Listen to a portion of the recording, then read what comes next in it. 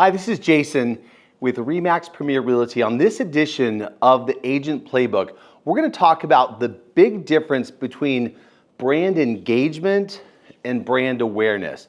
It also is a very similar approach to active prospecting versus passive prospecting, but I really want to focus on it from a brand perspective right now. And the reason why is that as an agent, you are a brand.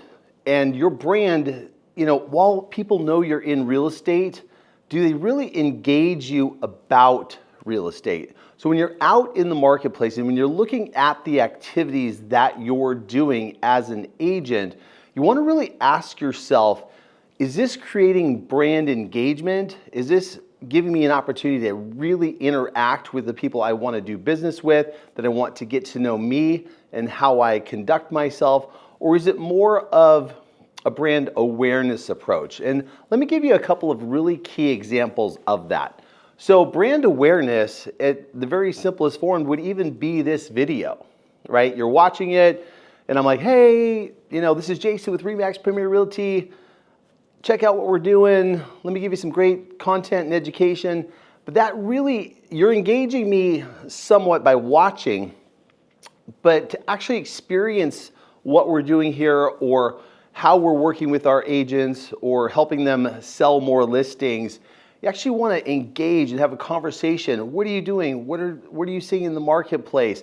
How can you help me with my business? It's a very different approach than just passively watching a video. So that's example number one. Example number two, just from an agent perspective with your clients, if you're posting on Facebook or Instagram or LinkedIn or any of the sites, just a simple post about, hey, I sold this or I did that.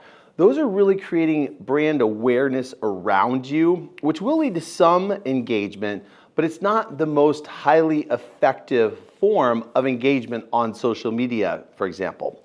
A higher form of an engagement would be for you to DM through Messenger or make comments on people's posts, like them, and actually create engagement through social media, which again boosts your post, puts things up at a higher level. The more comments, the more engagement, the more likes, the more activity that the algorithms see going on, the more effective that's going to be for you.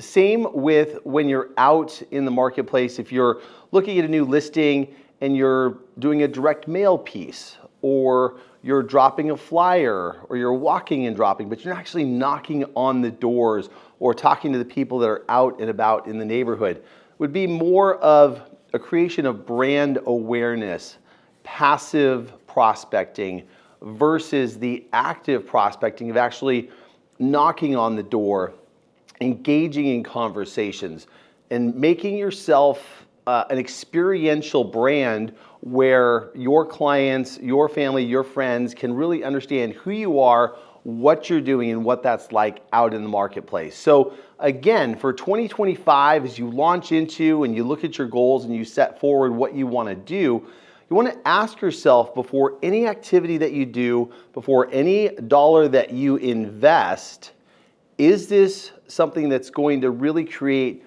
brand engagement with what I'm doing?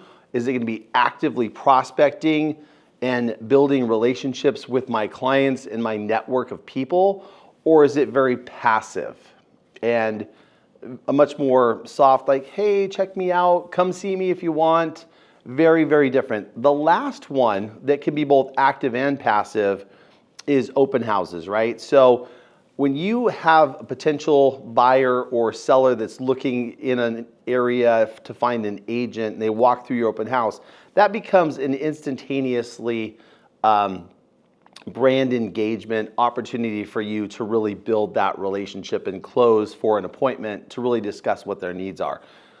If you're not hosting your own open houses, or you're just sitting there passively back like, hey, look around, let me know what you need when we're done, totally different level. Now, again, as an agent and professional, I am certainly not an agent that wants to tackle everybody I see and talk to them about what we're doing and how great we are here at RE/MAX Premier. With that said, you want to make sure that you take every opportunity to give your potential clients, the people that you're working with, an opportunity to experience your brand, engage with you, and build and deepen those relationships so that you can gain those referrals, because people work with who they like, who they trust, and who they know.